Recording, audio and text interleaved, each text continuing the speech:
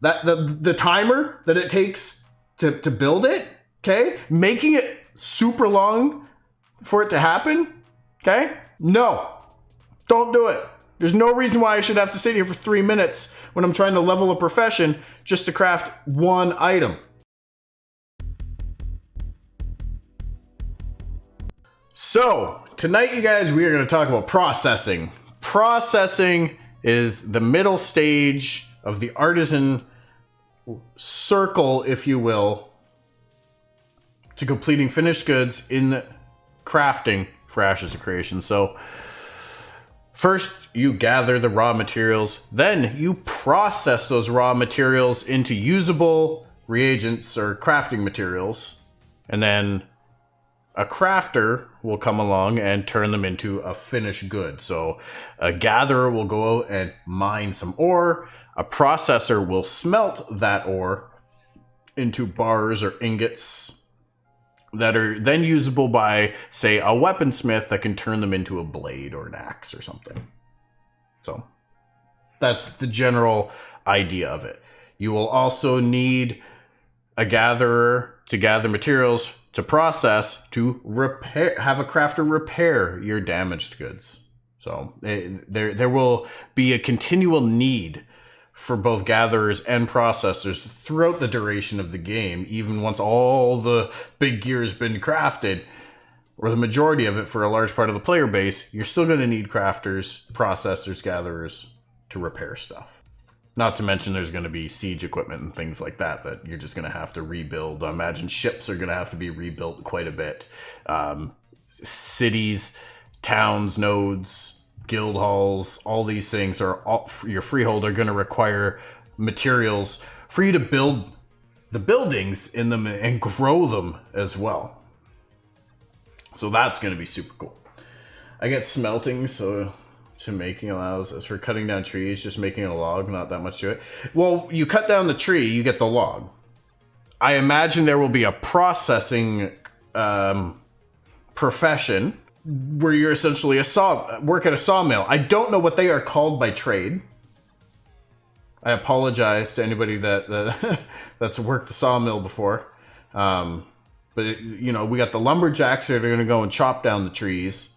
Wood, yeah, like a woodworker or something. They're not, but carpenters aren't just going to take trees and turn them into, you know, buildings and furniture, and shipbuilders aren't going to build boats out of logs. They're typically probably going to use lumber and processed or refined wood product. So there will be probably like a sawmill type station that will go on your freehold or within the node that you're in, where you can process your trees and turn them into something for carpenters and shipbuilders and siege builders and all these other.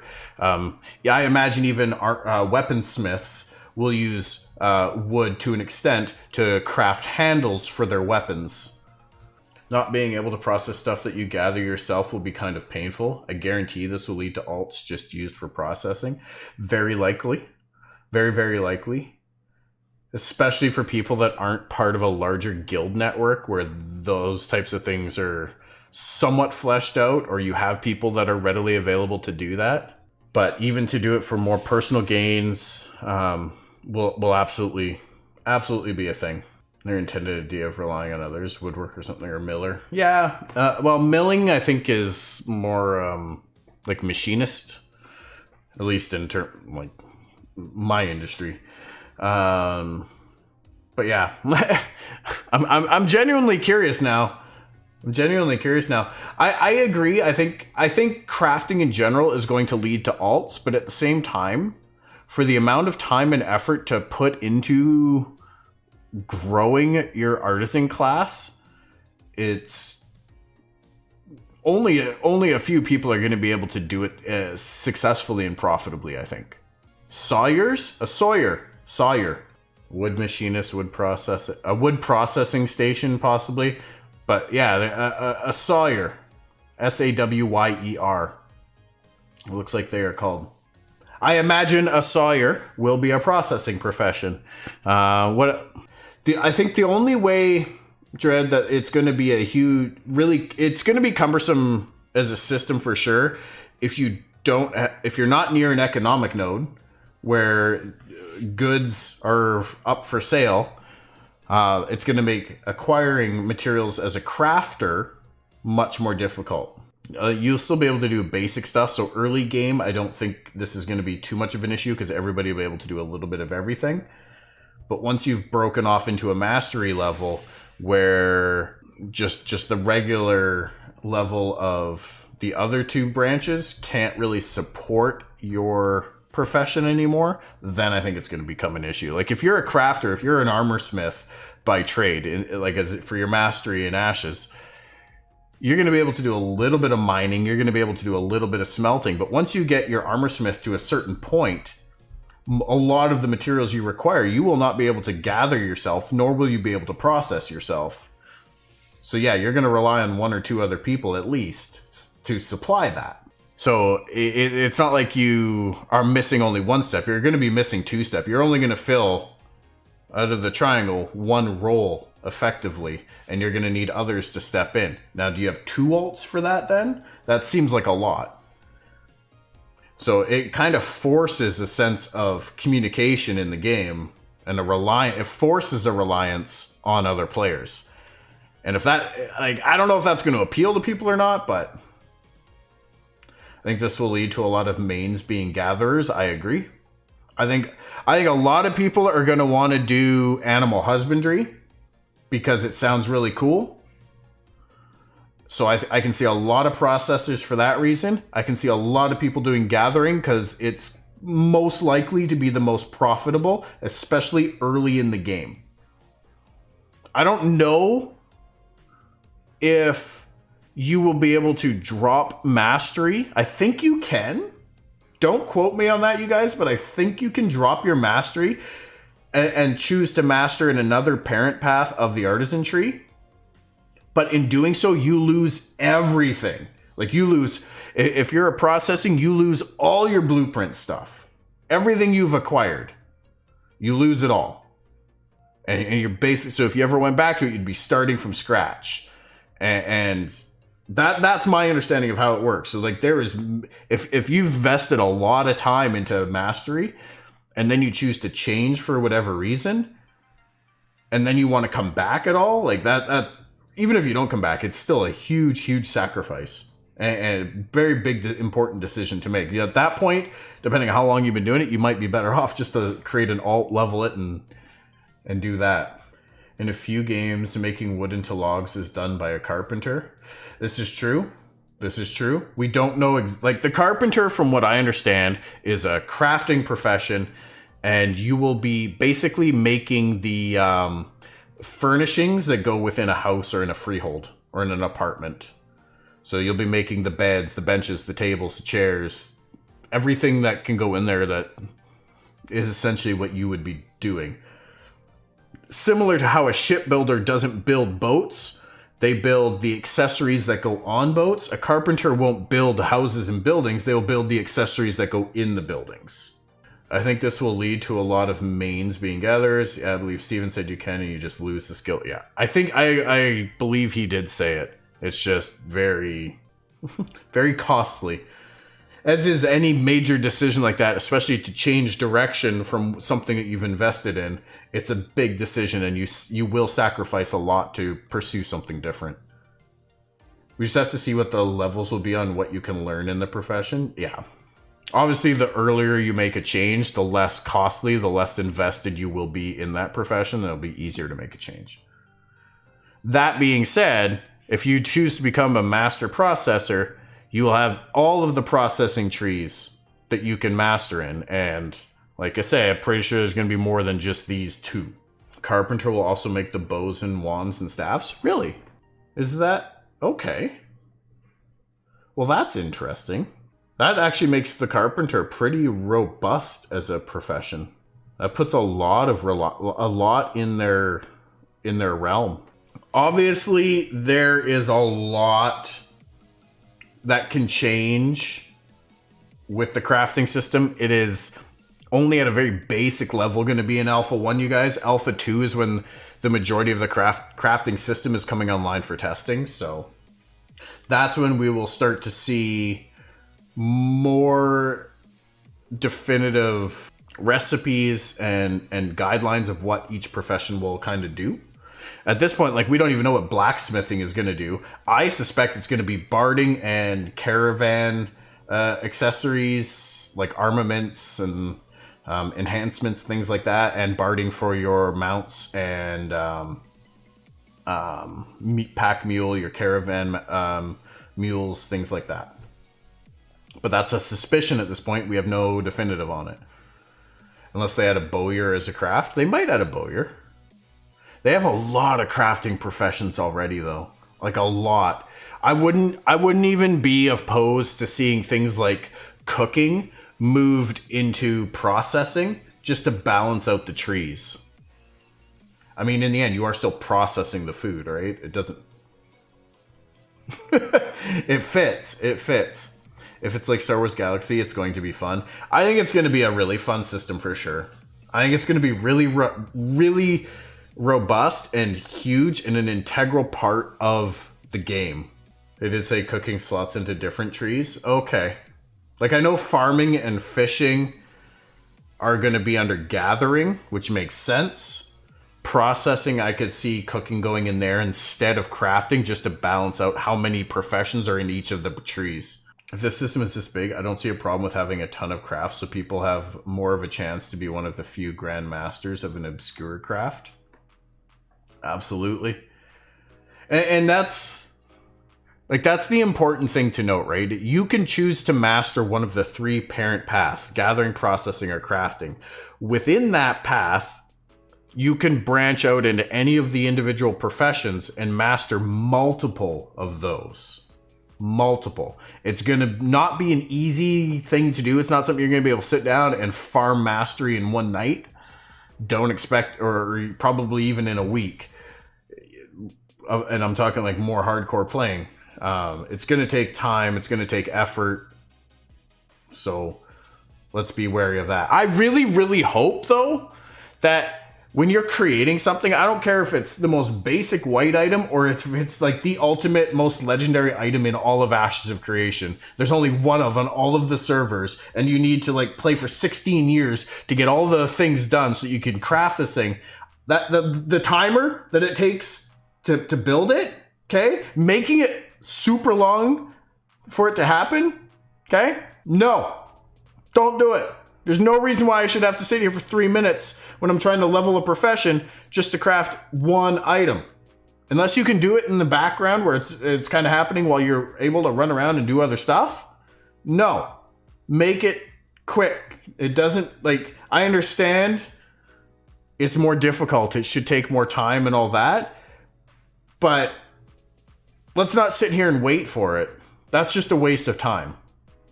In the end, that's not respecting of players' time. Okay, it's been around for years. I want to say it's a bit of a mobile gacha thing. They've incorporated it as a pay thing where you can actually pay real money to buy in-game currency to speed up these processes typically. I don't see that happening, but even in like old games like WoW, I'm sitting here watching Lady Tilt try to level tailoring or something, and she's not even max, and she's just crafting things to level it. And they take 2 to 3 minutes to craft one thing. Maybe not quite that long, but it feels like that. And you can't even move your character. The second you budge your character, boom, it's canceled. You have to start again. Please respect players' times when considering the time it takes to craft something. Unless you're in an open world area where you can be attacked, you know, like you're using some special forge in the center of a volcano dungeon or something, and your guild has to fend off monsters and enemy players to protect you while you're building something, then maybe having, you know, like a 5-minute duration on the craft has meaning and significance to it. But if I'm just standing on my freehold or standing in the middle of town crafting fucking armor, you know what? Just get it over and done with. Give it like 20 seconds tops for that to happen. There's no need to make it last forever. That's my rant. I'm sorry. That's my rant. Master more when they say that. I thought it was you only master one but can do all.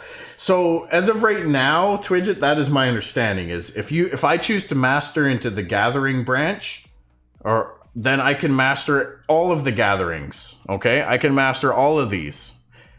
Of course, each one will take a significant amount of effort.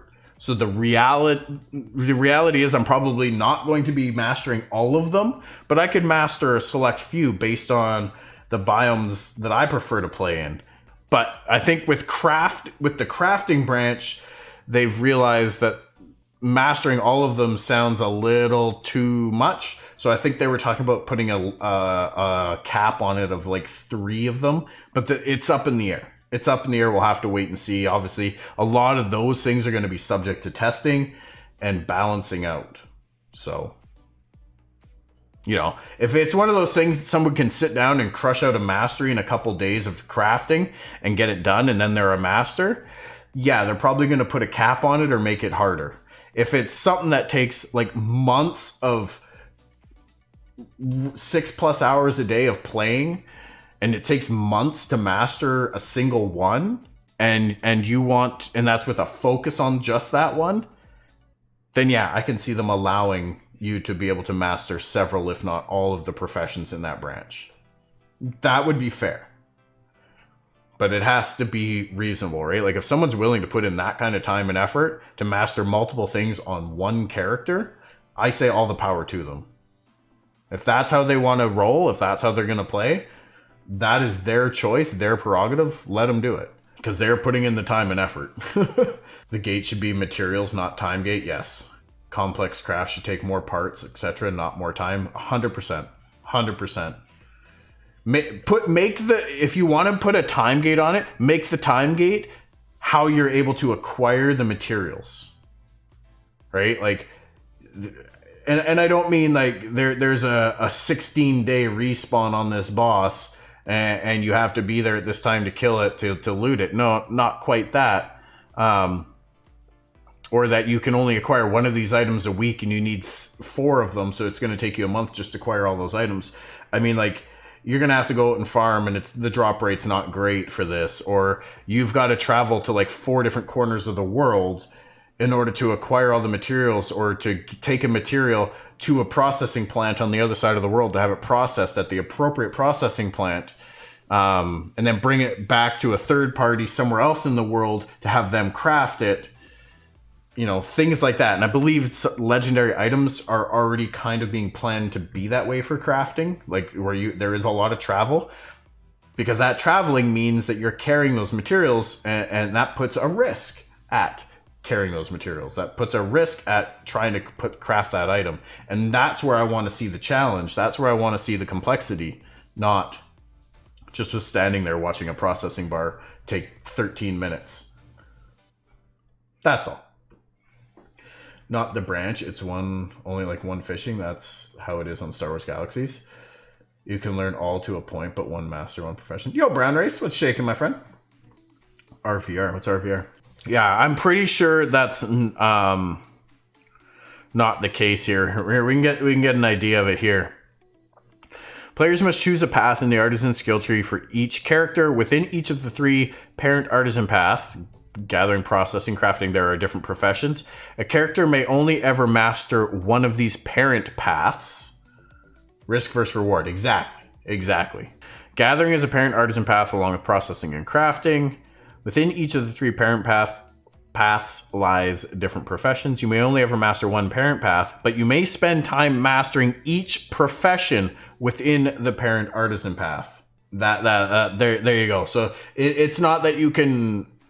That's the current plan anyway. Not just that you can master fishing, but that you can actually master fishing, farming, herbalism, lumberjacking, mining, and taming.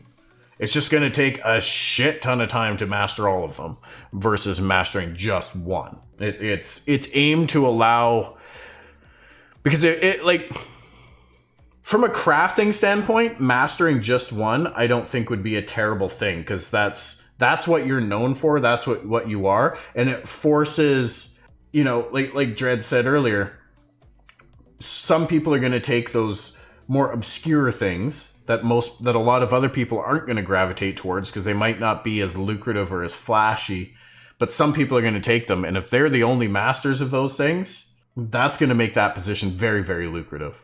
A lot of people are going to go after the easier stuff. A lot of people are going to go after armors and weapons, animal husbandry, and gathering professions. That is my suspicion. You know, alchemy will probably be a really big draw. We'll have to see. What the fuck? Seriously? Get the fuck out. Bigfollows.com. I just need to, like, straight up.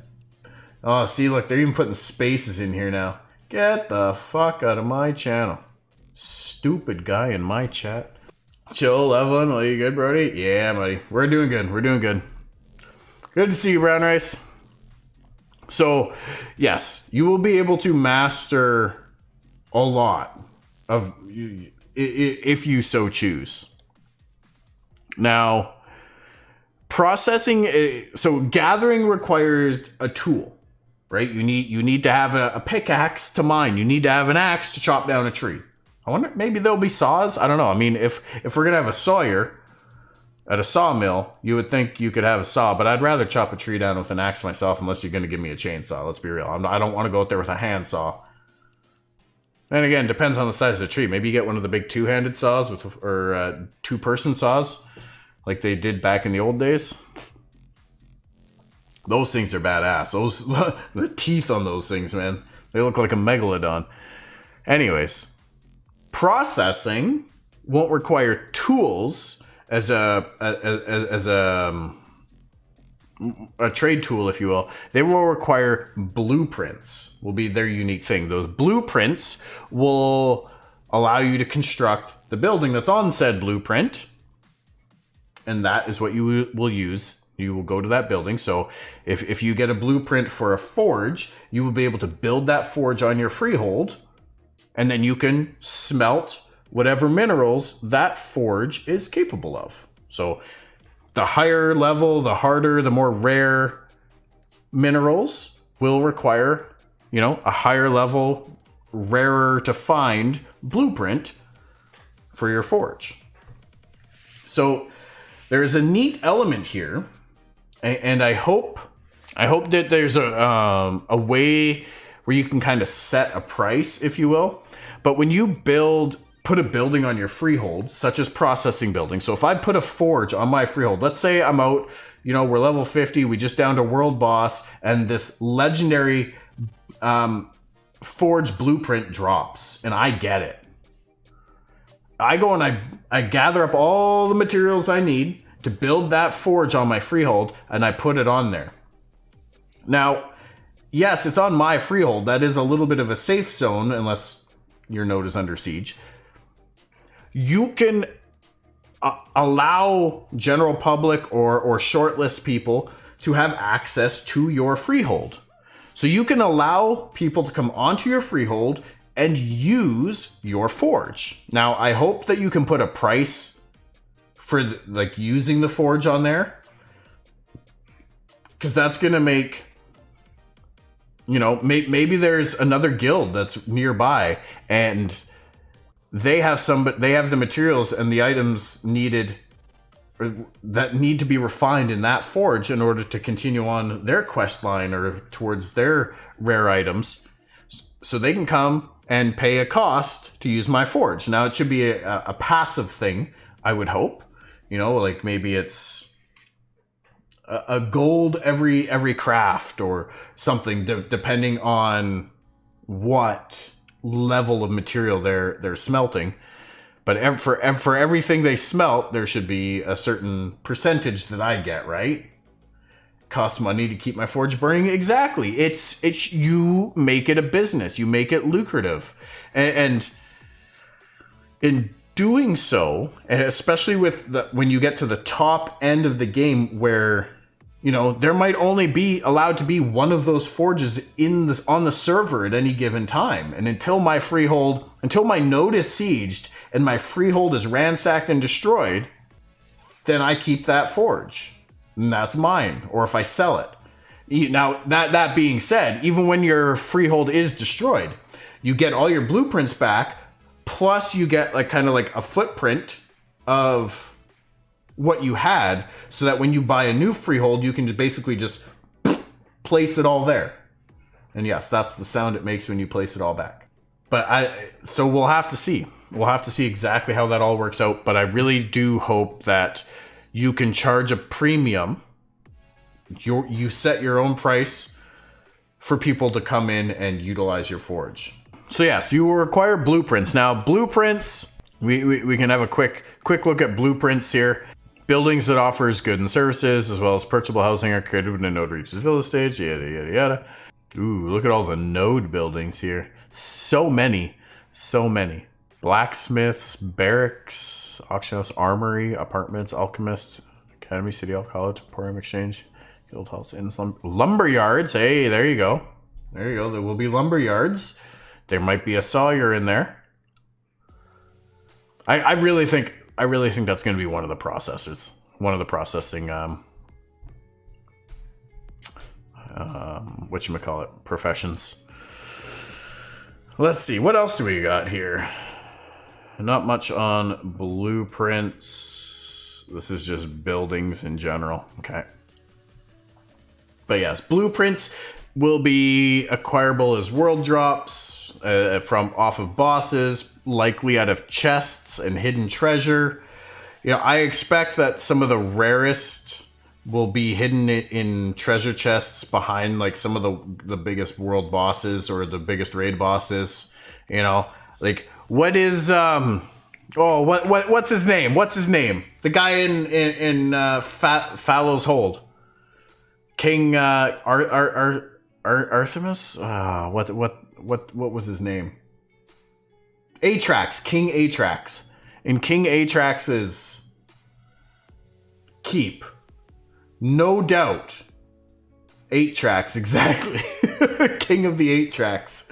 There will be we already know that to expect four big relics in there. Actually, I think 10. There's supposed to be 10 relics in there, 4 of which led to his lichdom. But blueprints and crafting recipes, I do expect at least one of each probably in that keep, in that chest, that are going to lead to some pretty profound stuff. And similarly, in many of the other great dungeons around the world, we'll probably find these things. So whether or not there'll be a limit on how many can be built or placed in the world at any time, we'll have to wait and see. I don't know, though. I don't know if that would be a reasonable thing. I'm going to go a tangent for a second here. Legendary items, okay? Legendary items, they have said there will be some that only a set amount, maybe only one, will be allowed on the server at any given time. What are your guys' thoughts on that? What if I get a legendary item, it's the only one that's allowed on the server, and then I quit the game? I don't trade it, I don't sell it, you can't loot it off me. I quit the game. I'm done. What happens? Marinate on that one for a minute, but I'm not a fan of that unless it's something that has a certain lifetime, like a royal mount, for example, or the dragon eggs have, when a dragon flying mount spawns, it has a lifetime, and then it disappears out of your inventory and it goes back to the world. If it's a one-time thing, sucks for everyone else, absolutely. If it's something that has a set time limit, or if it's an equipable item, weapon or armor, and it can only be repaired, say 10 times, and then it's destroyed and essentially gets fed back, and you have to reacquire it, and there's like some server-wide alert message saying that this item has returned to the essence and can be reacquired by someone else, anyone else, sure. As soon as your sub expires, it should go back into the world. If you keep your sub active, that's all you. I guess. I mean, I would almost say that you need to have some meaningful login as well, not just keeping your sub active. Because you could be keeping your sub active and just playing an alt. You could keep your sub active and just be a troll. Be like, yeah, what's $15 a month? I stole that item. Haha. Maybe you're playing on a different server now for whatever reason. Like, I think they're... If it has the ability to essentially not be present in the game world because of whatever reason, then I don't like it. if I'm all for there being like certain items in the game that only certain people are going to be able to acquire, that's just a level of prestige and exclusivity. I think they should be things that people can work towards. It's not just 100% random luck whoever gets it, for things like that. I'm all for that, but there needs to be checks and balances in place to make sure that the item stays active in the game world and doesn't just disappear into someone's inventory, never to be seen again. They have it in Arcade. You get one very rare item for 30 days only. Yeah, if it had a set time frame like that on it, and then it goes back in, and once you've acquired that item, you cannot get it again for like 90 days or something, right? Like, maybe somebody else in your guild can. Maybe your alt character. Yeah, I don't know. You could make an account lock. You could make it a character lock, I guess. But some checks and balances need to be in place just to keep it something that the community can pursue. That's my opinion on it anyway. Please share your thoughts, of course. All right, so buildings can be placed on a freehold to process resources. Cool. Let me make it a business. Let me make money off it if I can, if I choose to. Let's move on for a second. Processing professions. So we've talked a little bit about this. Obviously, animal husbandry. You guys, tell me this isn't going to be one of the most sought after, enticing professions in the entire Artisan system. I think, like, for me, this is something really unique. I have not seen anything like this in a game myself. If you guys have seen this type of system where you can breed animals together to produce mounts and battle pets or cosmetic pets that you can then sell to other players as well. If there's any other systems like, I don't know, does Star Wars Galaxies have something like that? I imagine they have a pretty diverse creature set through the different planets. To only last for like 30 days. Can't be a weapon, more like a cape or a mount. Yeah, something like that. They do have that? Okay. I figured if any game had it, it would be Star Wars Galaxies. I think, especially early on, and for a lot of people, this is going to be the goal. This is going to be what they want to specialize in. I'd be lying if I said this one doesn't really stand out to me too, just because it seems so cool, so neat. It was a great game before EA took it over. It's funny how Electronic Arts has that effect on games. It's funny how they have that effect on games. I don't know if I'm going to go animal husbandry, for the sheer fact I feel like so many other people are going to do it. And I don't want to jump into the most saturated profession and try to make money off it or whatever. I might do it on an alt just for shits and giggles. I'll make processing my mastery and I'll pursue animal husbandry. I'm honestly very undecided what I want to do. The only thing I know I'm not going to do 100% is shipbuilder, because our buddy Nav is still here, is going to be our shipbuilder. So that's the only one I know I'm not going to pursue. Maybe I will still go processing or gathering so that I can help fuel him resources so that we can all sail the seas very, very efficiently and, have some of the best ships out there. I need more information before I choose. Oh yeah. Absolutely, dude. Like there's no way I can make a definitive. There's certain things that might gel with a play style. If I'm going to be staying in the ocean a lot, in all honesty, animal husbandry might not be very good or efficient to do. Same with like a lot of gathering might not be that great to do because I'm not going to be out and exploring the terrestrial world to gather a lot of resources. So we'll have to see. Hey fan, how you doing tonight? Welcome, welcome. What do I think of Ashes of Creation versus New World? I haven't really dabbled with New World too much. I do want to explore it actually and check it out. It looks like from the early pre-alpha testing previews that we got that they are making some massive changes and listening to the player base at least a bit, and I think that's excellent. I think that is something that developer studios, if they're going to be showcasing a game that early, need to be very open to accepting and implementing feedback. So I have reasonable expectations that New World will be a decent game. That being said, everything that Ashes of Creation is talking about has me very much leaning towards Ashes of Creation. Just it seems like New World sounds to me like a game that's going to fit many other MMOs. It might have its own flavor to it. It might have its own spin or style to it. But Ashes, I feel like, is a game that is really looking to break that traditional MMO mold. While incorporating a lot of those elements, it's taking it to the next level. It's taking it to a place MMOs haven't been to before. Especially in terms of end game content and just how the game will cycle. I'm leaning towards Ashes for that reason. And I do believe that Intrepid will be able to execute on that scope that they've set out.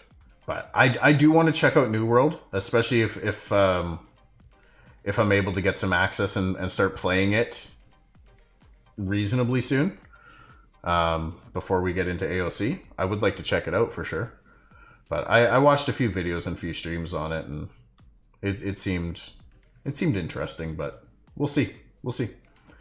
New World changed it from survival game to what are the new MMO doing? I think, yeah. Can't pay me to play New World. Thanks for your minutes. Happy to share, but admittedly haven't seen or dabbled a lot into New World. So for that reason, I would be keen to look at it a bit more and check it out. So animal husbandry, cool. You get to breed animals together, like make some cool funky mounts. Obviously you won't be able to breed anything with anything. Okay, you're not going to be able to breed a fish and a lion together. Unlikely anyway. Okay, I don't think you're going to be able to do that.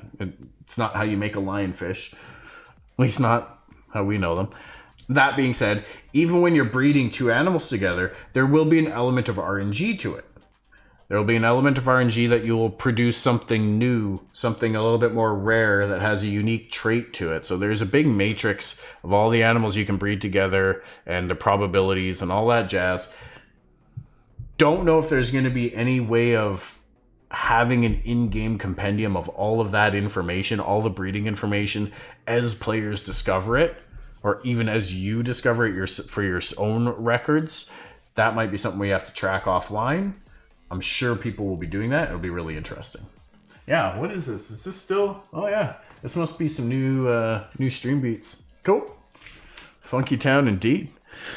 Smelting. We've talked about smelting. Pretty traditional. You take ore that is mined. You turn it into bars. You turn it into ingots. Things that can be used by crafters to create metallic finished goods. Beyond that, what else do we have here? Like we said, quite likely a sawyer, somebody that takes, what the lumberjacks harvest, logs and trees, turns them into boards, planks, wood that you can actually use as a carpenter, that you can use as a shipbuilder, as a siege weapon builder, and even as a weapon crafter or a bowyer, anything like that. So I do believe there will be a sawyer in the game, and therefore a sawmill, wood processing type building. What else do you guys think it will be in processing professions? I can very much see cooking becoming a processing profession if there aren't several more here to fill it out, because they're going to need more. Someone selling key for $600? Yeah, I know. I'm not looking for any private sales. I'm not looking for any private sales. Oh yeah, no. I don't think you're even allowed to sell them. The only ones that can be given away are from people that have acquired more than one through like the live stream donations and things like that, where you have approval to give them away to your communities, or ones where Steven himself has given out multiple Alpha 1 keys, like when he gave a bunch to Asmongold to give out to his community. Those ones were about the limitations of what could be given out by people outside of Intrepid. Yes, I'm aware of that. I'm not... If I had money to just throw around, then maybe, but... So what other types of processing professions can we expect to see? So these are the gathering professions. Farming and fishing. Now, fishing we know can actually lead to... if we go down to fishery here, maybe. Oh, right, that's the freehold thing. I don't know if it really talks about it here. Oh, here you go. Used to craft furniture, clothing, costumes, potions, food. Pretty normal stuff that you can use fish for. Clothing, like cloth. I can very much see that being... I don't know if you're going to have like a loom operator as a tailor. I really think you're going to take wool. How do you turn wool into cloth and then cloth into, clothing? That middle step is likely to be a processing profession. Well, you don't want to wear some fish skin boots? Those fish skin boots, man, they really help you swim real fast.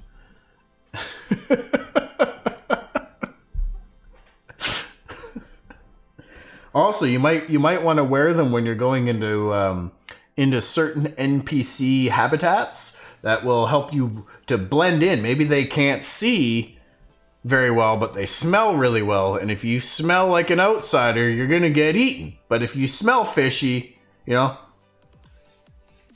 it talks like a fish and it walks like a fish, well, guess what? That's weird because fish don't walk. New fish scale chest plate now with underwater breathing, right? It'll be certain components of the fish will be usable, I imagine.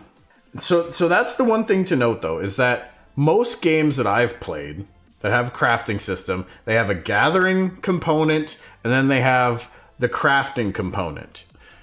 And the processing of any goods is handled within one of those two professions. So when it comes to cloth, you might have to turn wool into cloth. I can see that being a processing profession. I don't know what it's going to be called. I don't know if it will be its own separate thing. It'll depend how much cloth is acquirable in the world versus how much raw materials to create cloth are acquirable in the world. Herbalism and farming could also lead to cloth creation as well. Taming leads to animal husbandry, mining is smelting, lumberjacking is sawyer. Herbalism. Farming and fishing could lead to cooking will lead to cooking that can be either crafting or processing. It could fall under either tree as needed. Herbalism into alchemy. Alchemy could be considered processing as well, I feel, not just crafting. And I think putting cooking and alchemy under the processing tree makes processing far more viable and lucrative because now you've got several endpoints there. By endpoint, I mean like a weaponsmith is an endpoint. A shipbuilder is an endpoint. Your mining and lumberjacking are beginners, and processing typically takes place in the middle. Cooking is kind of the end of it, right? You're not going to take a pie and turn that into a helmet. You might turn it into a mask on someone else's face, but you're probably not going to make your cherry pie a helmet. So cooking becomes an endpoint. Same with alchemy. There's not really a middle ground between herbalism and alchemy because alchemy is the act of grinding up those herbs and mixing them together. So you're not really going to have a mixologist, if you will. You might, but maybe that's going to be your bartender at your tavern is your mixologist. But I don't see that being a step between herbalism and alchemy. Fishing will likely lead to alchemy as well. Farming could also lead to alchemy. Herbalism is just going to be gathering herbs in the world, whereas farming could be growing some of those herbs, not just vegetables, for your restaurant or for your cooking or your tavern or whatever. So those are some of the other professions that I can foresee in the processing tree. Can you guys think of any others? Now, raw materials, they won't only be gathered from gathering, but also item deconstruction, as well as you're probably going to get some as drops off certain things. If you're fighting golems and elementals, they might drop certain types of materials that you can use for processing. Similar if you're fighting like some of the giant mushrooms and other flora around the world, you might get some alchemy reagents as drops. Some crafting does not need a processing. Absolutely. The only reason I say that alchemy and cooking could fall under processing is simply to balance out the trees, right? Like if we look at processing professions, we've got 2 confirmed. You know, we look at gathering, we've got 6 confirmed. If we go and look at crafting then, please hold, I will find a link for it. If we go and look at crafting, 10 currently. So you could move alchemy and cooking into processing. It would make sense as a name for under a naming convention. It would make sense as either one, in my opinion. So it gives you that flexibility to move it just to balance out how many things are under each parent path for people to do. That's all. That's the only I'm not saying it should be in one place over the other. Honestly, it's irrelevant outside of a sheer numbers and availability standpoint. Now, while we're looking at crafting professions, are there any other processings that can be kind of put in between here? You know, we've got smelting. Let's say we've got smelting, we've got wood processing. That takes care of weapons, that takes care of siege, shipbuilding. Honestly, takes care of jewel crafting, I guess. Smelting could take care of jewel crafting. Unless there's a gem cutter in the world. A gem cutter could be really, really interesting. But I don't think that there would be enough for a gem cutter to do. And I think that could fall... That would just fall under jewel crafting. And gems are acquired through smelting and other things like that. Carpentry, it's covered. Blacksmithing, covered. Armorsmithing, covered. Alchemy and cooking, they're there. Scribes, we also don't know a ton about yet. I've speculated on them before. They could do your gear enchantments and enhancements. They might also have some like in-node type abilities as well regarding to like libraries and noting things down like that. Runes and relics to apply certain like runic power stones for temporary elemental buffs and things like that we are likely to see from scribes. So scribes sound like a fairly well-rounded thing, but we'll have to wait and see a bit more information on what they are. Getting herbs can do to different crafting, so processing might hinder it.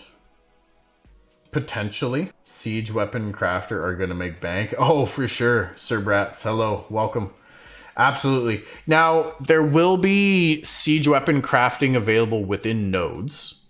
And even when the node goes into its lockdown because a siege has been declared against it, and most other crafting has been disabled, siege weapon crafting will still be able to take place. So there is no lockout period for siege weapon crafting. It also will be relevant for castle sieges as well. I'm really curious, are you going to be able to use siege weapons during caravan assaults?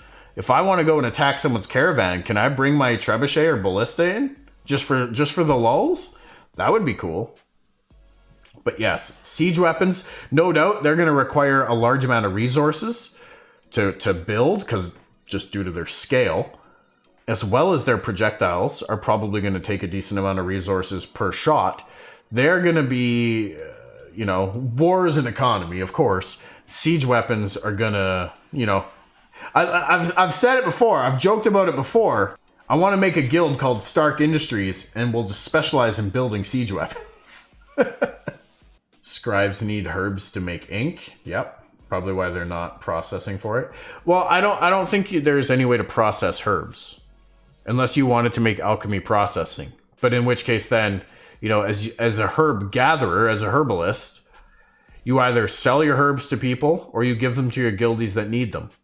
What they do with them is their prerogative at that point. You don't care, because you're just the master gatherer. You can harvest the most delicate herbs from the most volatile places. I don't think so would ruin the PvP, I think. Yeah, it could. It absolutely could ruin the PvP. I just think it would be funny to watch a ballista just knock a caravan out and destroy it. But at the same time, you'd probably lose a decent amount of the goods in there just to the environment of destruction. And yeah, the PvP aspect of it, because it's not as large scale. And siege weapons are meant really to break down walls and defensive barricades around large structures. They're not meant for taking out single target. I mean, if you could hit a moving caravan with a trebuchet, then kudos to you, right? It might not be though. You might have to take your caravan through a canyon or a gully, and all of a sudden you've put yourself in a really, really tough position where you could be flanked from the high ground on either side and easily put up with a road block. So there's lots of elements there for sure. Smaller weapons, a small ballista, yeah, something a little bit more mobile, right? Like that's the other aspect of it. Is I know during node sieges and castle sieges there'll be I think some method of quick travel for siege weaponry to be able to like deploy it on the battlefield, not have to drive it halfway across the world to get to where you are to siege something. So by that measure, that would be very, very unreasonable to have that allowed for a caravan assault. You would need something that's either small, can be carried on your mount or on your mule, or by you in person. I'm more so, yeah. I don't think it's going to happen, but I am curious if they would allow it, is all. Or if there'll be like a hard block to it, like you can only use these vehicles. Yeah, maybe that's more a better way to put it. Are you only going to be allowed to use siege vehicles during an active siege of a node or castle? Or are you going to be able to use siege vehicles at your leisure for whatever you want? Because I think that would be a little... Putting a hard restriction on it is like an invisible barrier. It's like a glass ceiling, if you will, in the game. At the same time, it's reasonable because you don't want to be taking those things up against world bosses and other stuff like that either. Unless you end up killing your tank and a few other people that are melee, you know. Attacking caravans will ruin your reputation. Imagine being feared as a raider. Oh, dude, it's going to be nuts. Like, there's going to be full-on guilds that are just a bunch of marauders roaming the landscape, assaulting every caravan they can, just like land pirates, essentially. But, well, caravans will be on the seas, too. So, yeah, it's going to be, like, having that player agency in that world is going to be just insane. Just insane. Being on a highly populated active server is going to be, it's going to be a lot of fun. It's going to be a lot of fun. There's going to be tears and heartache and laughter and gloating. There's going to be so much just like in-game online hate. The toxic levels. Oh, the salt. Salt is now the most just devalued resource in all of Ashes of Creation because it's going to be plentiful, ladies and gentlemen. Oh yeah, everybody's going to be like, that's not fair. It's going to happen. And quite frankly, if you go into the game expecting that, you know what, you're going to bust your ass, you're going to play for years, you're going to work real hard to acquire things, and then someone's just going to come along and destroy it one day, and you're going to be left with, you know, nothing after, or you have to rebuild everything. I have that expectation. Is it going to be upsetting when it happens? Sure, but you know what? Let's have fun doing it. And maybe I'll get someone else first, or I'll get them back. Fun rating at level 10. Oh, it's yeah. That being said, I hope that a lot of people won't go out of their way to really disrupt newbies and low levels. And I'll explain why. I started a game one time that was open world PvP. You could fight anyone, anywhere. There was penalties, of course, to attacking players that weren't flagged as corrupt or whatever. I'll use Ash's terms for now. This is a game called Darkfall. And within my first hour of playing the game, some high level, character came up to me and taunted me into attacking them. And I did. And the way the flagging system worked in that game, you could hit somebody once and then back away and not hit them again. Your name would flash. After your name stopped flashing after like 10 seconds, you were safe, and then you could attack again. And so this player did that, and then I killed them, got some gear off of them, which was, they were wearing crap gear, but they were a high skill, high level player. And because I killed them, I got flagged because they were doing the bounce back and forth technique, and I was unaware of that as a noob, right? Just started playing the game. So I get flagged. I finished doing my quest. I go back into town to turn it in, and I'm kill on sight. All the guards just immediately want to kill me. As a brand new player, as a low level player, what do you do? Where do you go? I start running through the world. No real sense of direction or where I'm going. I get killed by animals and other monsters and things because now I'm going through higher level areas. And it's just like, fuck this game. I'm done. A game like Ashes, that game died. Probably for a number of reasons, but it died. If you do that in a game like Ashes, you're going to drive away a heavy part of what the game's about, and that's community. Whether they're your friends or not is irrelevant, but you need active bodies in the game world. You need lots of them for this game to work as intended, for it to function from a mechanical standpoint. And if you're going to drive away all the new players, then over time, atrophy is going to happen and you're going to lose people for whatever reasons. Your server will die, your game will die. So I strongly, strongly encourage people, if you want to go and gank someone, go gank people that have been playing the game for a few months, that are in the game. They don't have to be at the max level. If you're a level 50, you're decked to the nines, and you just want to go out and take frustrations out because you're a bad player, and you just want to go and feel like a god for a few minutes, go attack someone who's like level 40 and kill them. If that's what you want to do, don't go hitting the level 5, the level 10, who's still just getting their feet wet in the game. For all you know, right? I mean, they could be an alt. And if you know they're an alt of a player and you're certain of that and you have grief against that player, do what you got to do, okay? You're going to get flagged as corrupt anyway. But don't just put on shit gear and go out and start ganking low-level people where there's like no risk to you. Because now you're going to really start pushing... You're going to push a lot of people away from the game and when you do that. Open world PvP and WoW is the same. It is, but WoW also has... It lets you get up to a certain point safely. Unless you leave those safe zones or you flag yourself for PvP within those safe zones, you can get up to even level 20-ish if you stay to grind in those areas before you venture out into an area where you can get PvP. But by that point, you've put a decent amount of hours into the game. Okay, maybe not in retail WoW, but in classic WoW. You've put a decent amount of hours into the game to hit level 20 plus. At that point, if someone comes up and ganks you, you're not as likely to just be like, fuck this game, I'm out. After it happens, right? You're gonna come back. Now, if they sit there in the graveyard and spawn camp you for the next hour, then yeah, that might be like, all right, fuck this game, or at least fuck this server, I'm going somewhere else. So there's that aspect of it for sure. Something happened like that in one of the tests in New World, making a lot of people get a refund. It ruins the game experience before somebody really gets invested into the game, right? If you can look at something to try it out and you don't like it, you're not going to invest in it, right? You're not going to go out and start and test drive a new car and be like, man, I had a really shitty test drive. I'm going to buy that car. No, you're going to move on. You're going to go to another car.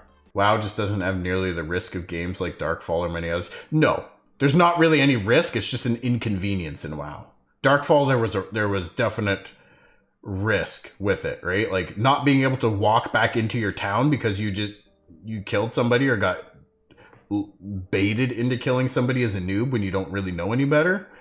Not being able to walk back into your starting town, that's a problem. And you could argue that that's, a bit of a development oversight, but still, if you go corrupt in Ashes, I'm pretty sure guards and NPCs are hostile towards you. So you're at the same risk. It's a lot harder to go corrupt. Like, you have to be a little bit more provoked to go corrupted in Ashes than you did to get flagged in Darkfall, but still. Flagging yourself is still kind of new to the game. Can be. Unless that's just how you want to roll, right? But if you do it by accident or because you're unaware, sure. Now, I mean, there's an element of ignorance as well, because WoW, specifically, you have the option. You can choose a PvP server versus a PvE server. If you don't know the difference and you don't do your due diligence to learn the difference, and you pick one, and it's the PvP one, and then you get killed, and you don't know, you didn't think that was a thing, that's to me, that's on you. That's an ID10T error right there, ladies and gentlemen. You don't know what that is? Type it out. You'll see. If you have no risks in WoW and Ashes, it's going to be spicy. Absolutely. It will be. I hope the blacklist is going to have infinite slots. It needs to have, yes, there needs to be a lot. People spamming your chat because they lost is the worst. Yep. Absolutely. Yeah, I played one of the first iterations of New World. Why I still am not excited for that game. I feel like New World, they're making some big changes to that though. Based on that initial test and player feedback from it, I feel like they changed directions with how they were going to do that game. I've not heard that in years. Actually, it came up in chat at work today. That and the PEBCAC error. PEBCAC errors are classic. I used to deal with a lot of those when I worked customer support for our internet cable provider. In case you don't know, problem exists between keyboard and chair. Sorry, I got the K and the C backwards on that. PEBCAC errors are pretty common too. So back to processing here. Now the nice thing is you will be processing is now getting into one of the professions or artisan paths that you will be able to pursue and even master without really ever having to venture out into the world and fight anything. Okay, if you're going to be a gatherer, there is a very, very high chance that you will have to engage in combat right up to level 50, or get yourself up to level 50 to be able to get all the gatherables. Processing, you don't have to. Now, that makes putting processing on an alt that much easier to do, because you can just fund yourself. Your freehold will be shared, right? So you can have your gatherer go out, be your level 50. They gather all the stuff in all the places. They send all this stuff back to your alt or leave it in your freehold for your alt to come in and acquire. And then they can process those goods for you.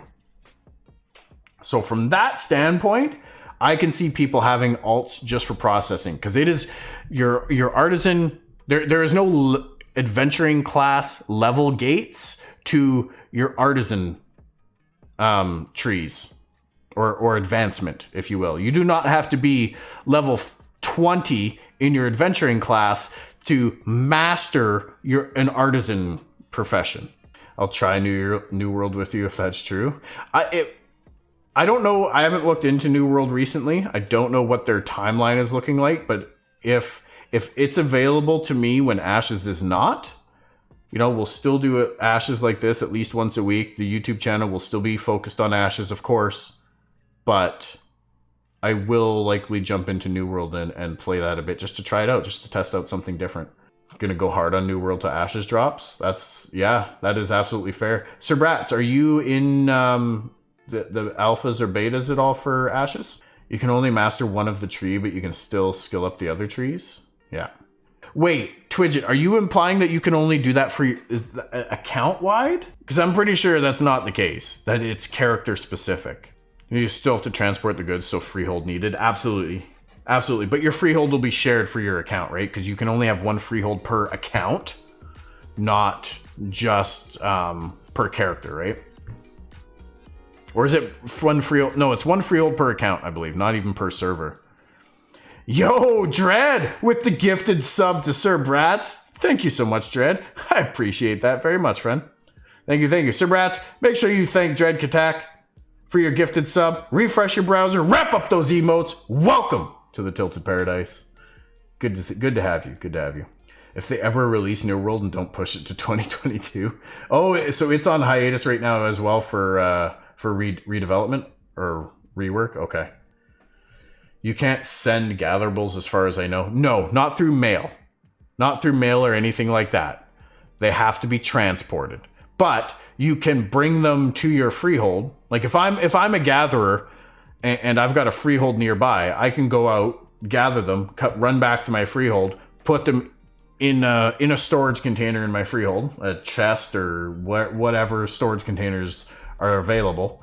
Log over to my alt, come to that same freehold, go into that chest, and boom, there's the stuff I need, right? So that'll be a way to kind of do that. Now, that being said, not all that stuff might be processable at right there. You might have to go to some other processing building somewhere else in the world in order to do it, especially as you get into the rarer materials. I signed up for it, but what are the chances, right? Fair enough. I have to water some of the video again, but I remember something was said about it because that's how it was on Star Wars Galaxies. Not sure. Okay, fair enough. Like right here, he talks about it right here, right? Where you may only ever master one parent path, but you may spend time mastering each profession within the parent artisan path. So your parent paths, referred to here as gathering, processing, and crafting, professions are what's in that. So you will be able to master multiple professions. As a gatherer, you can master herbalism, you can master mining, you can master lumberjacking, and fishing, and farming, and taming. You can master all 6 if you put in the time and effort to do so. And really, really want to, of course. So you can be a master in all of them. And even still, like once you've mastered it, there's still room to keep growing, is my understanding, right? Like master isn't you've learned everything to the max level. It's you hit a certain point, you've chose to become a master, but you can still acquire more recipes for it. You can still acquire more experience and get better at doing it. You guys have your eyes on a class yet? I think Soul Weaver has a nice ring too. Ooh, which one's the Soul Weaver again? Cleric Bard Cleric. Okay. It's got a nice ring to it. That's for sure. That would be very interesting. I'm leaning towards a Scion right now myself. I'm probably going to play a lot of things throughout the alphas and betas. Like once I get into Alpha 2, fingers crossed Alpha 1. But once we get into Alpha 2 and the betas, we'll probably play a variety of different classes and really kind of find what fits my playstyle, what I'm going to have fun with for the content that I'm looking to cover with that character. But Scion is what I'm leaning towards right now. Dread going pure assassin. Yes, sir. Not because I want assassin, but because I want to max rogue. Since they said they want positional attacks, yeah, rogue's going to be nasty. Yep. They talked about it just in this last live stream, I believe, in regards to like having bonus damage when attacking from behind and things like that. So yeah, rogues could be. Then again, any melee, typically the tank wants to face away from the melee. Typically, even the group. I said typically twice there. That's really untypically of me. Untypical? I don't know. So it should benefit more than just rogues, but rogues might have additional bonuses to attacking from behind, especially the assassin. We've talked about the assassin before a couple streams ago, I think, just in regards of like from a name, what assassin means to you, and it's like strikes quick, strikes lethal.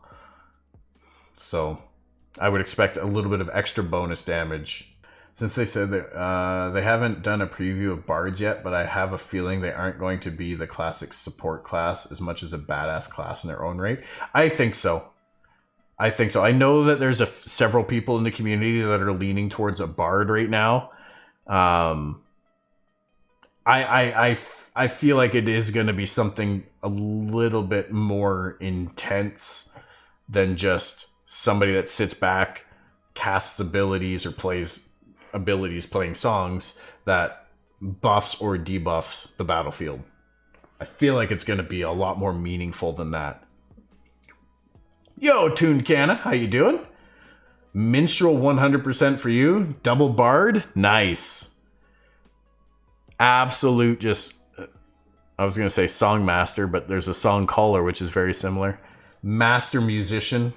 I'm excited. I'm really excited to see, like, the Summoner and the Bard are the two I feel that can go in a lot of different directions, from classic type play styles or classes that fit that role. So I'm really, really excited to see what Intrepid does with them. You have a way to get into Alpha 2. Alpha 2 is available to anyone. If you go on the shop, let's see. I don't know if it's under the $250 pack. Yeah, there it is. So the $250 pack has it. The $375 pack will have it. I don't know if the $150 has it. Yeah, the $150 pack only has Beta 1, Beta 2.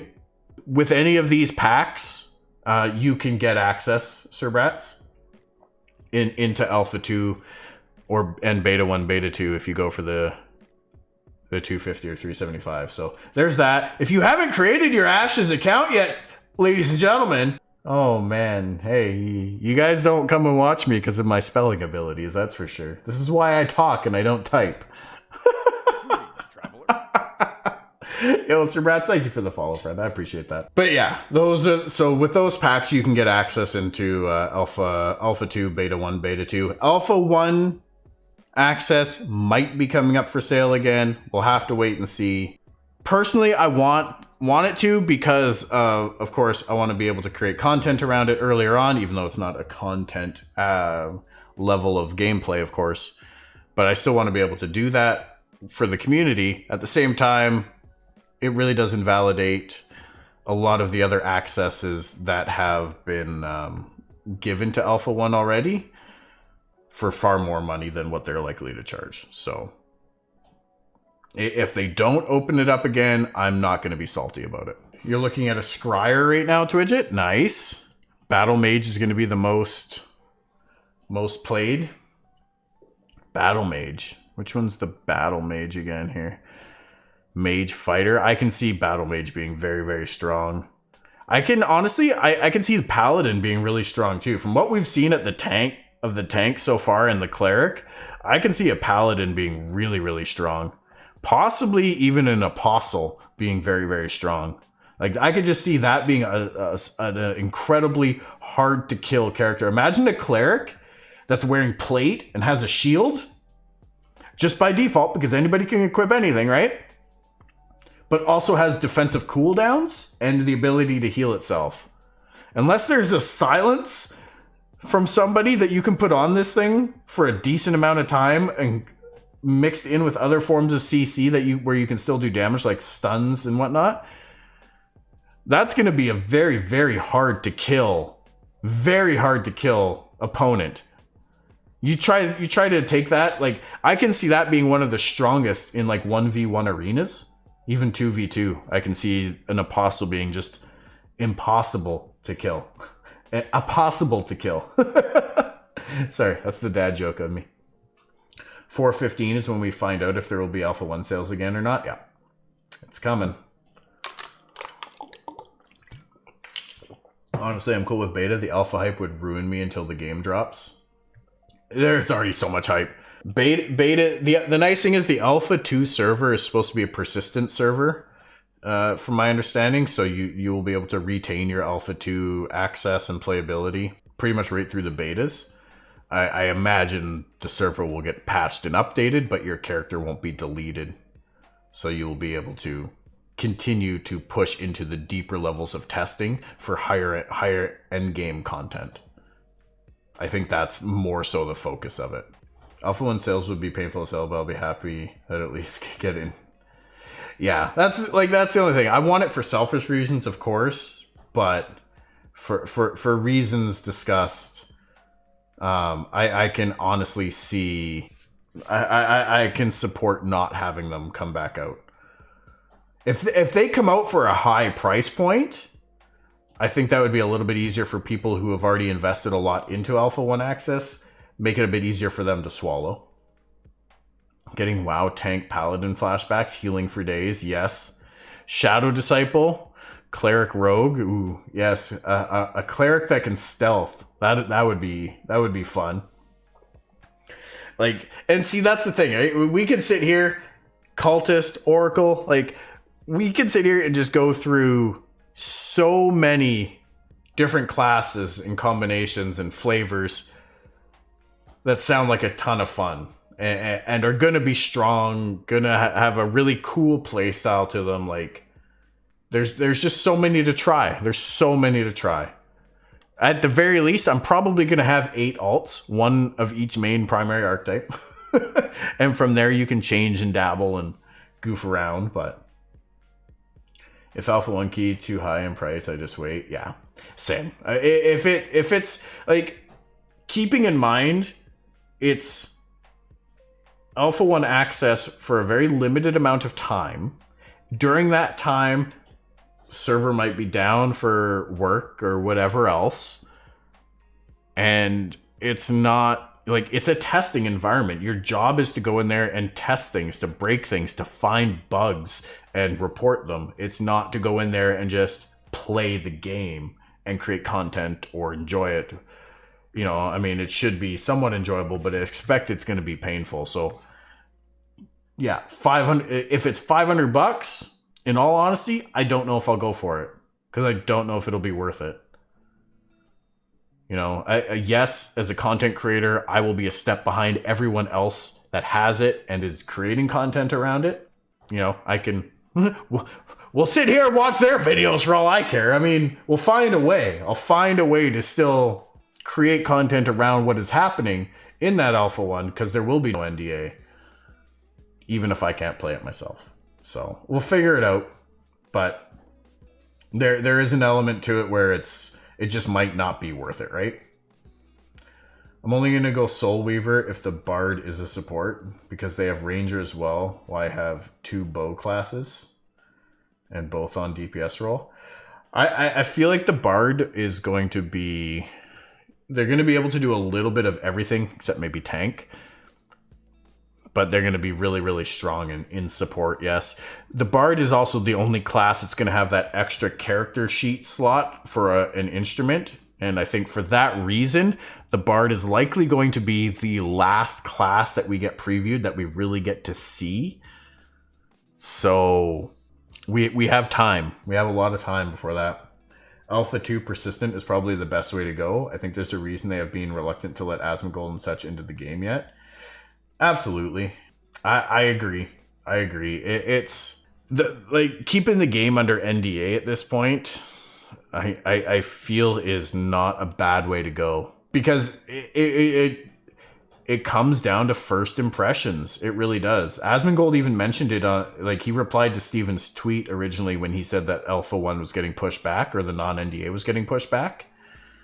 He's like, yeah, I'm disappointed, but this is people's first impression of the game, regardless of it being a true Alpha 1 or not. So it has to have a certain amount of polish to it. It has to have a certain amount of appeal to it because it is setting first impressions. And regardless of how many times you can say it till you're blue in the face that this is a true developer's alpha and this is a testing environment, not the game. Somebody who's coming in watching a Lazy Peon video for the very first time is going to be like, oh man, this game, it sounds so great, but look at it. They're nowhere near. What's gonna happen? Like, it could leave a bad taste in a lot of people's mouths, and a lot of them may just like, okay, I'm just not gonna follow Ashes of Creation anymore. Who knows if they'll ever come back to looking at the game. I don't, like, from a content creator standpoint, I'm excited as all hell to get a glimpse and get a look and have a little bit more to talk about for the game. But from an impression standpoint and just the development cycle and the timeline that we have and being respectful of that, I honestly wouldn't be upset if they turned around and said, okay, you know what? Everybody that has Alpha 1 access, you have it, but you're going to be under NDA until Alpha 2 comes out. Whenever that is. Like, I'm not expecting Alpha 2 till next year at this point. Alpha 2 is going to be the test server after, I think. Yeah. Alpha 2 is supposed to be the main persistent one. Beta 1 and Beta 2 will be separate and have their own wipes, I believe.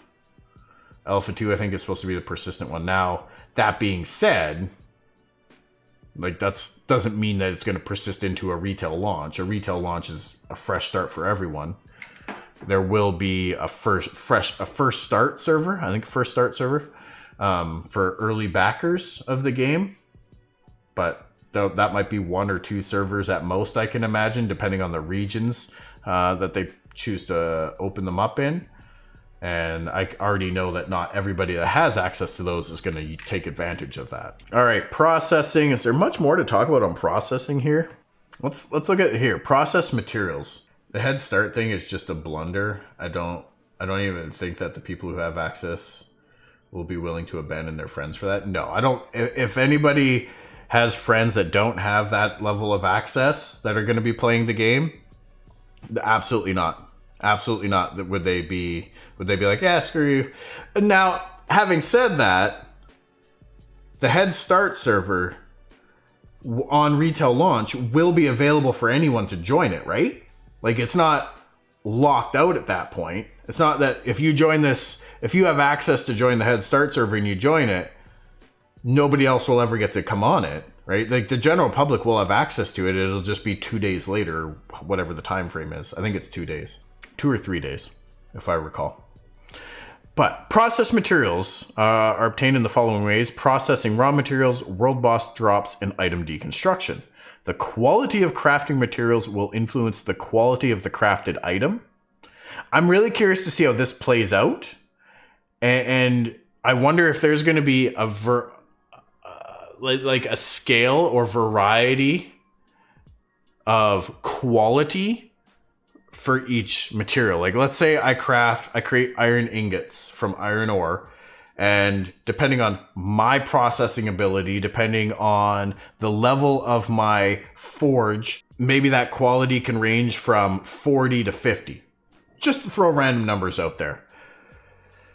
So a level 50 quality would be the best that you can get for that ingot, and therefore would have the best chance at producing the best quality crafted item. Therefore, it's going to be the sought after. It's going to be the more expensive one. Where if you just want something quick and cheap, then you get the 40. That's a really rough way of how I am interpreting this. Versus, say, hey, I'm going to go craft a chest armor. I can either use iron ingot or mithril or adamantium or whatever, and the better ore I use or better ingot I use, the better armor I'm going to get. I don't think it's going to come down to rarity of the item, but I think might be a separate quality scale based on that represents your level and proficiency in that profession. Yeah, who wants to join one of those? Exactly. Nobody wants to join and automatically be behind the curve. That's why the Head Start servers are likely not going to be very sought after. I can see people getting onto the Head Start server that might have access to it to go and explore the world a little bit for a couple days to get a rough idea of the layout of the world, to see if it's changed at all from betas, so that they can then, on proper launch day, join a regular server with all their friends and know exactly where they want to go. That would be the biggest reason why I would jump on a Head Start server. If I had access to it ahead of time. Greetings, traveler. Yo, Mad Max 38, thank you for the follow, man. I appreciate that. So basically, Final Fantasy 14 crafting, high quality and low quality goods. Crowfall has a lot of these systems at present. I haven't checked out Crowfall. I've heard of it. It's primarily a PvP focused MMO, though, is it not? Imagine that Ashes will do it way better. I think so too. I like similar to how we're having guild discussions right now. I do fully expect to have artisan crafting discussions become a regular recurring monthly thing, as well as once we get the core mechanics down for Alpha 1 testing right now and start to progress to the next level. I can see crafting discussions opening up as well. 100%. It has to. It absolutely has to. Don't forget what you use to make it is also need to repair it. That is very, very true. That is a great point, Twidget. And that's going to make, like, you know, you're not going to buy a Lamborghini and go out and just put the lowest grade fuel in it, right? You have to keep refueling it with the highest grade fuel, the highest grade oil, if you want to keep that running and operating properly. It's going to be the same with your gear in Ashes. You're going to have to put the best quality items into it to repair it if that's what you used to make it. Better quality items will affect the stats then to a degree. Like, I would imagine there is a very small scale of range in your overall stat value. Because keep in mind too, like, let's say an armor smith who's crafting you a piece of armor, you can ask them, or you can choose a little bit, like, they have an element of control over how the stats are distributed. So I imagine that, you know, if you're crafting a level 50 armor, maybe you have 500 points worth of stats to choose from, and they can be allocated to a certain degree or weighted to a certain degree towards certain stats over others to suit your build. So better quality items might increase that from 500 points of stats to, say, 550 points of stats. So you get a noticeable boost. Now, obviously, those numbers are likely very exaggerated, but those numbers get a noticeable boost from having the highest quality materials versus the lowest quality materials. That disparity is probably going to be fairly noticeable in gear. Is the head start there to stop it from being crowded? I think the Head Start server just won't have an issue with being crowded. If anything, I think it's going to be very, very underpopulated. And therefore, the game mechanics, such as the node system and all of that, is going to suffer as a result. Like, Ashes very, very much depends on having a very populated and active world in order for the fundamental game mechanics to function properly. If you have an underpopulated server merges are going to have to happen, or server transfers are going to have to be available to get off of that server onto to certain other servers to balance population and keep the populations healthy on the servers. Otherwise, the people on that server are likely going to walk away from the game when nothing can happen because there's not enough people. Crowfall is heavy PvP and heavy crafting. Okay, cool. Playing FF14 till AOC comes out. Nice. I don't think I played a little bit of Final Fantasy 14, I think. A little bit. Long time ago when it first came out, I think I played it with some friends. I'm only logging in at Final Fantasy 14 for raiding, and then I'm gone again. Endgame is done, nothing to do. I'm kind of like that with one of my WoW characters right now. I pretty much just log in to raid it. Although, now with my personal schedule changing, I won't even be raiding, so... In every MMO that I played, I was a gatherer. I wonder how the system will work in Ashes. Mad Max. So we did a discussion last week on gathering specifically as part of the Artisan tree. It has been slightly trimmed up and put up on the YouTube channel, so feel free to check it out. If you want to be a part of that discussion, by all means, please do contribute in the comments as well. That being said, if you have any questions, by all means, ask them. But the gathering system seems pretty straightforward as it stands right now. You will be able to be a master gatherer. You will then be able to choose to master any or all of the gathering professions within the gathering branch, provided you put in the effort. You will require tools to gather, but you can make those tools yourself without needing the assistance of any other artisans. So it'll be the first stage in the Artisan system, and you will be able to be self-sufficient in doing so. Head Start server player will transfer sooner or later. They won't last. Head Start servers won't last. Like, there's already heavy restrictions on what can be done during the Head Start period of those 2 or 3 days. You can't, I think there's a level cap. You cannot start to level any nodes at all.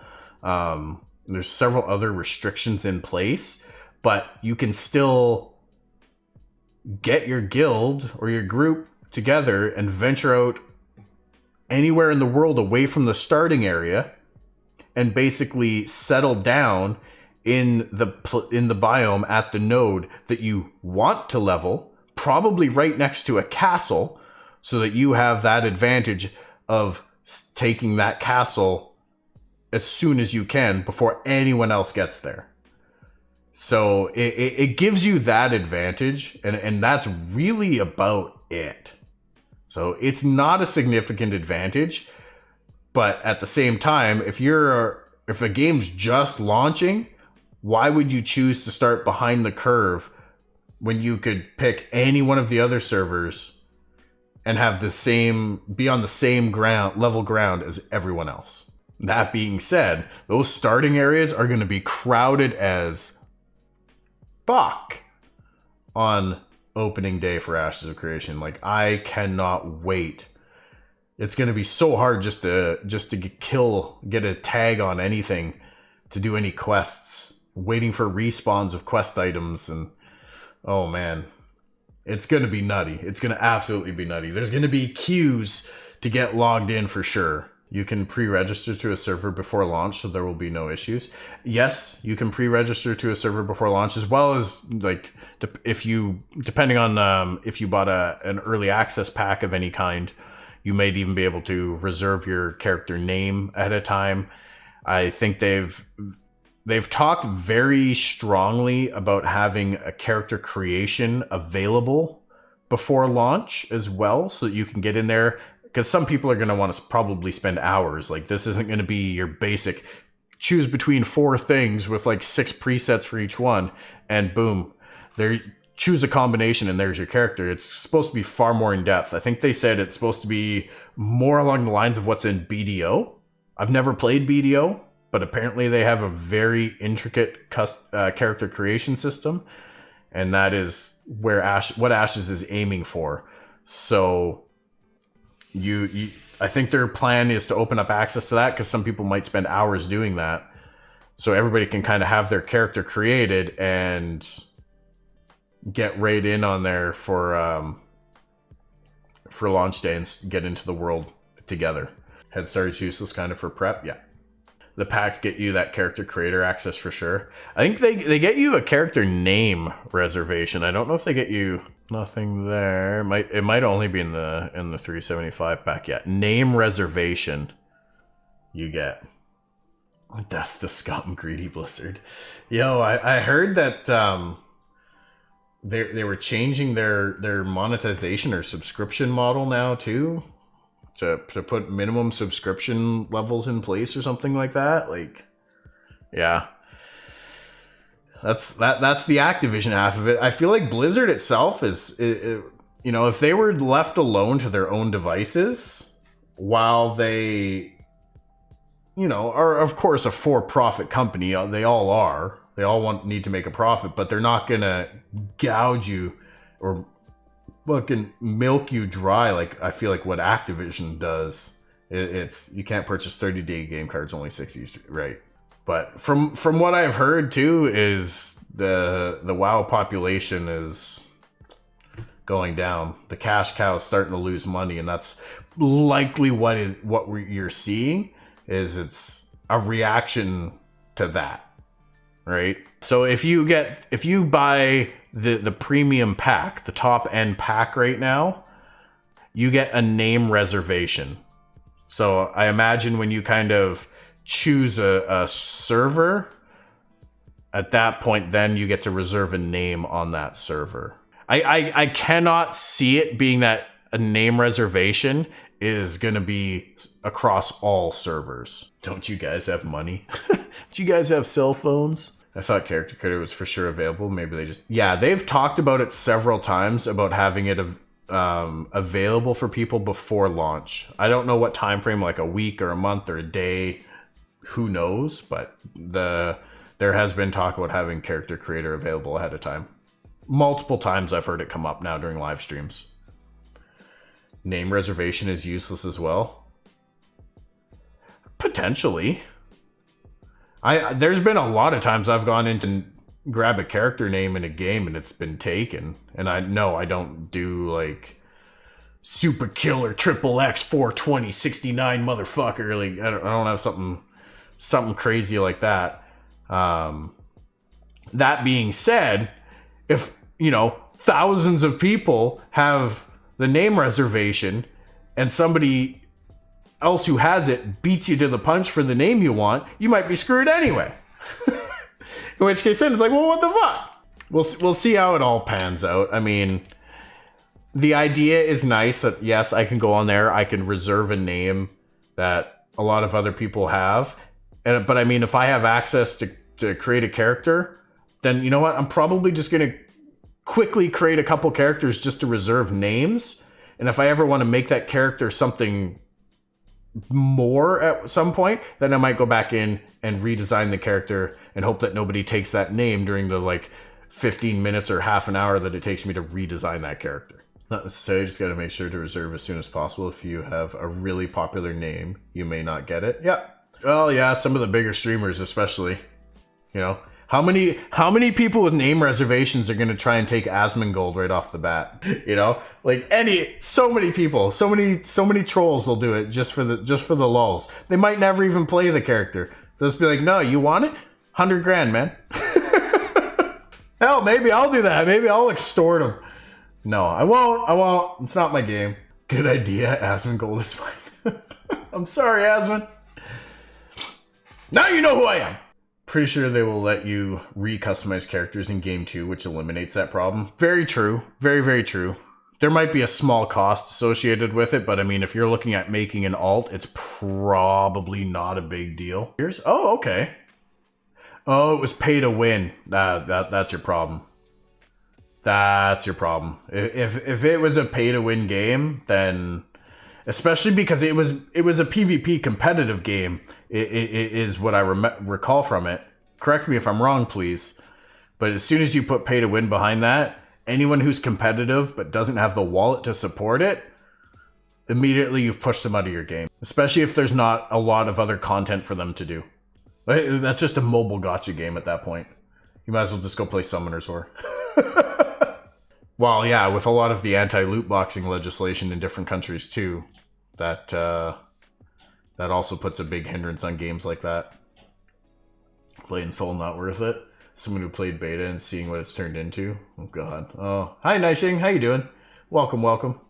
I tried it and it was so dead. Lame. That's too bad. It sucks when, you know, from a developer too, like for somebody, like that's their art, that's their work. They put into all that game.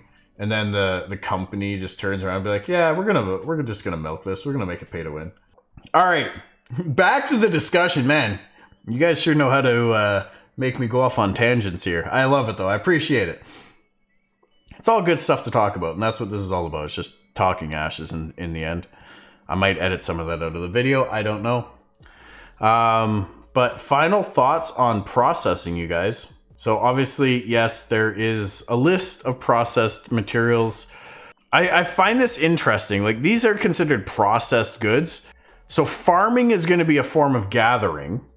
Now, farming might mean farming with animals too, not just growing plants and vegetables and whatnot, but actually taking care of livestock, which could produce eggs and milk and meat. Is there a processing element to that, or is it just straight from farming to cooking, which could be crafting, or currently at this point is set to crafting? So be curious to see what other process professions come down the works, or if things get shifted around from what they are currently planned to be. I don't think with the gaming market being so heavy, greedy, and focused these days, I really don't think we will see a good and fair MMO anymore like the old days, like Warhammer Online or Daok. It's hard to say. I mean, Ashes is promising to be that game, and honestly, in all honesty, here's the thing. Okay, if they make Ashes as amazing as they want it to be, as everything, if they bring and execute everything they're promising to the best degree, and make it this amazing game that people want to play and love to play, they will make money. They will make a killing in this game. They don't have to make it pay to win. They don't have to have crazy expensive subscription models and force people to buy larger amounts of game time and all have in-game cosmetic. Well, they are going to have in-game cosmetics, but no pay to win elements of it. People will spend money on those in-game cosmetics. They will subscribe to the game. They will get their friends to do the same. The game will make money if it is that good. If you build it, they will come. Are we done with processing now? I probably did say it like 4 times. Yo, Dread, thank you for the gifted sub to Naisheng. I appreciate that once again, friend. Thank you so much. Naisheng, make sure you thank Dread for your gifted sub. Refresh your browser, wrap up those emotes. Welcome to the Tilted Paradise. Let's derail the conversation again. I get so off track, dude. It happens so much. Yeah, it's not hard to get me off track. No, it's not. It's really not. Squirrel! Well, I like to read and acknowledge what everybody's saying, right? Like, I'm not just here to spit out what I want to say and ignore everyone. The community is what it's all about. Having a conversation, chit-chatting is what it's all about. Yeah, we're probably done talking about processing. I can end my video there, but yes, they would. But still, at some point, they bring in 30 euro amounts. That's euro, right? Sorry, I'm Canadian. I'm ignorant to most other currencies other than the dollar. And shit, just like everyone else. It's all about the cash today. Absolutely. But I don't have an issue with in-game cosmetics that you can buy that have zero impact on the game experience other than, visual appeal. It doesn't change the gameplay. And for anyone that can't or doesn't want to buy those things, they can experience the exact same gameplay as someone who buys all of them every month. Changes nothing. So having those available for people to give extra money into the game and support the studio and support the creation of future content and expansions, because there is no box cost to this game. There is no box cost to future expansions. It's purely subscription. So to support that, I have absolutely zero problem with that. Am I going to go out there and buy all the cosmetics? No. Absolutely not. If I had millions of dollars and all the things to spend, sure. Because I want to support the studio. It's like, it's like, do you buy a CD? Maybe that's a little old school now. Do you pay for your premium Spotify, or do you just download your music or listen to ads? Right? You want to support the creators that you really enjoy, whether that's music or video games or actors and actresses or whatever, right? You support the creators that you want to continue to create their craft. That's how you do it. Yeah, what's a CD? Exactly. I know. I totally just dated myself with that, didn't I? I just totally aged myself. Hey, at least I'm not King 8 tracks, That's all right. I still have VHS tapes somewhere in a box in the garage. I got some old Dragon Ball GT VHS tapes in there somewhere. I'm hyped for Ash as well, but I'm really scared because Cyberpunk wanted to be special as well. Here's the difference. Cyberpunk got pushed out early because they needed to make money. I never got Cyberpunk. I never got into Cyberpunk just because I didn't think I'd have time to play. And man, I feel like I dodged a bullet on that one. Cosmetic shop, totally fine. They can go wild on that one. Yep.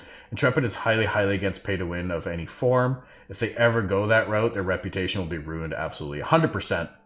Whether it's for Ashes of Creation, or any other future games that they decide to put out, however they decide to play this IP, if they break that reputation at this point, if they break that promise after standing so firmly on the point that, we've all been screwed by broken promises under MMO development, if they go back, if they become part of that own thing that they are trying to fight against, they're done.